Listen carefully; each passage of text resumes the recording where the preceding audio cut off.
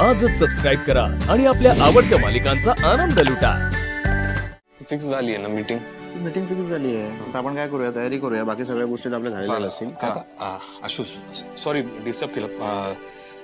कामात आहात तुम्ही? हां हां पण बोल काय. मला मला तुमचे आभार मानायचे आहेत. अरे सुहास, हे आभार वगैरे मानायची काय गरज आहे. बघ, तुला तुझ्या चुकांची जाणीव झाली हे महत्वाचं आहे. आणि आम्ही काय ठरवून मुद्दाम असं वागत नव्हतोच ना. हा तुमच्या मनाचा मोठेपणा झाला. केजू, काम काय? काम? हां सॉरी, ते बोलायचंच राहिलं. मी एक मस्त डील आणलाय. आपण बरेच दिवस हायवेटच जागा शोधतोय ना. मला चांगली जागा मिळाली, अप्रतिम आहे, म्हणजे तुम्हालाही आवडेल. त्याचं काय जिजू, आता आपण तो प्लॅन जरा बाजूला ठेवलाय, कारण अशा जागांचे रेट्स खूप हाय आहेत आता. नाही एवढा रेट नाहीये. म्हणजे मला 4 लाख रुपये गुंठा फक्त अशी जागा मिळतीये. 4 लाख? हो. असं कसं शक्य आहे? 10-12 लाखाच्या खाली कोणी बोलत नाही तिथे. 4 लाख? नाही मला माहितीये तो रेट चाललाय, पण मी खात्री केली आहे खरंच 4 लाख रुपये गुंठ्याने मिळते. हो, आश्चर्याची गोष्ट आहे. म्हणजे एवढ्या कमी मध्ये.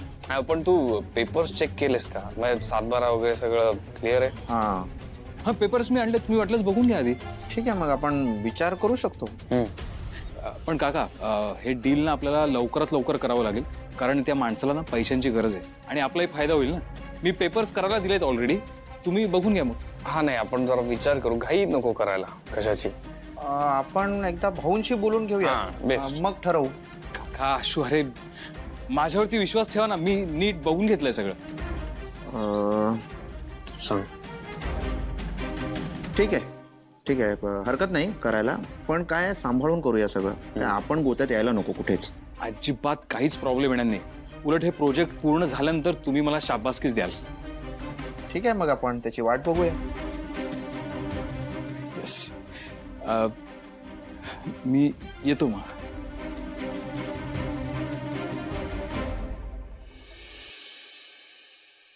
किट्टू डार्लिंग. सांडवलंस ना, दिसत नाही तुला बावळाट कुठला. अगं ठीक आहे, सांडलंच आहे ना, मी तुला पुसून देतो, त्यात काय एवढं प्रेम. काय घडलंय? तुला माहिती ना मी ग्रेट आहे. नाही, पुढे बोल. ऐक ना, एक गुड न्यूज आहे. ती न्यूज अशी आहे, हायवेच्या जवळ एक पडीक जमीन आहे आणि त्या जमिनीवरती आपण कॉम्प्लेक्स बांधतोय आणि ते सगळं काम मी लीड करणार आहे. का? का म्हणजे हे डील मी घेऊन आलोय. मी आता सगळे पेपर्स सुद्धा तयार केले. ते पेपर्स मी काकाने आशूंना दाखवले, तर ते दोघंही तयार झालेत. त्यामुळे आता हे डील मी करणार. सुहास, खूप चांगली न्यूज आहे ही. येस. आणि तुला हवं ते घडतंय ना आता. यस कीर्ती, मी ना खूप खुश आहे. मी आता एक काम करतो, पटकन ऑफिसला जातो, ते जे पेपर्स तयार केलेत ना त्याच्यावरती काकांच्या सह्या घेतो आणि ती जमीन बघायला जातो. सुहास, मला तुला आनंदात बघून ना खूप आनंद होतो. म्हणजे बघ ना, आपण हे स्वप्न कधीपासून बघतोय आणि ते आत्ता पूर्ण होत आहे. फायनली तुला हवं तसं घडतंय. ऐक ना, तर आता या आनंदात मी ही कॉफी पितो आणि फ्रेश होऊन ऑफिसला जातो. चालेल? अरे तू प्रोजेक्ट लीड करतोयस, कॉफी तर देणार ना मी तुला. येस. थांब, ऐक ना, बोल ना. हे घे. हे जे डील आहे ना, यातनं जे पैसे येणार आहेत ना ते आपले पैसे.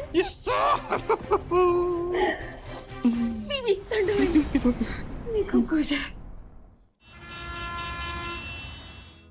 काय ग आजे, काय मला का बोलवलंस आज एवढं घाईत? ये बस आधी बस. अगं बोल.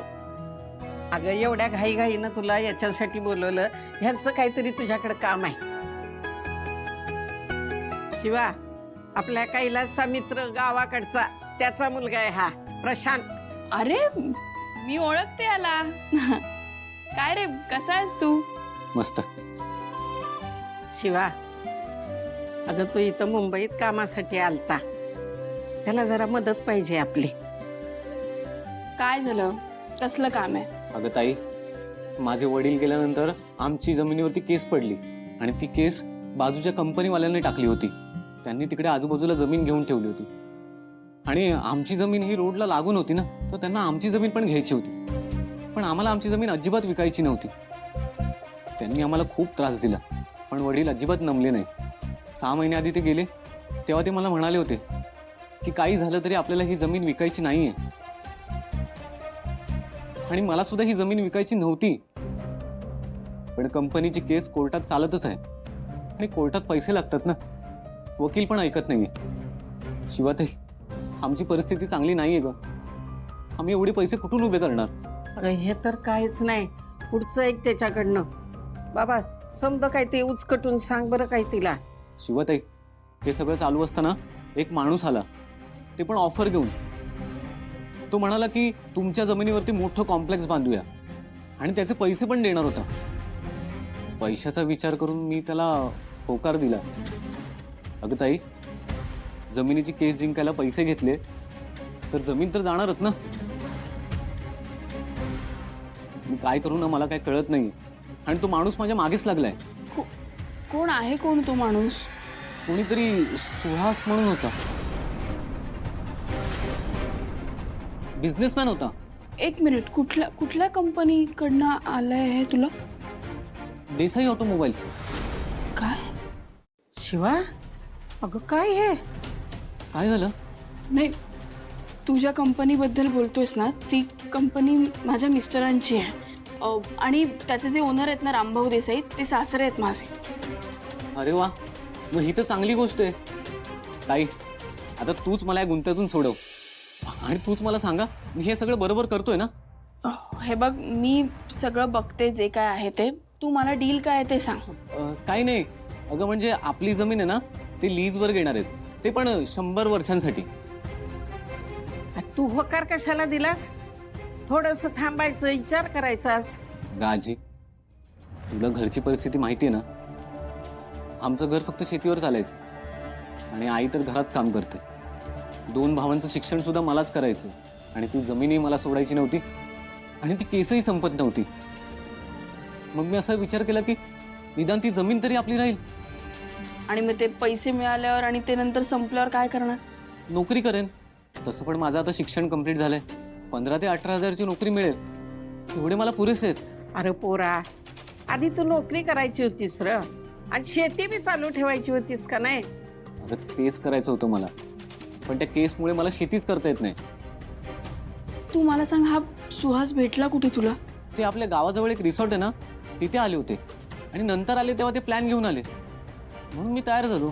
शिवा, पण हे समजा आशूला माहित असेल ना? नाही म्हणजे त्याला माहित असल्याशिवाय कसं काय घडल?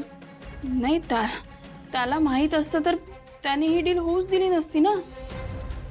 तरी तर गडबड आहे बाबा. ताई, मी आता काय करू? डील करू का?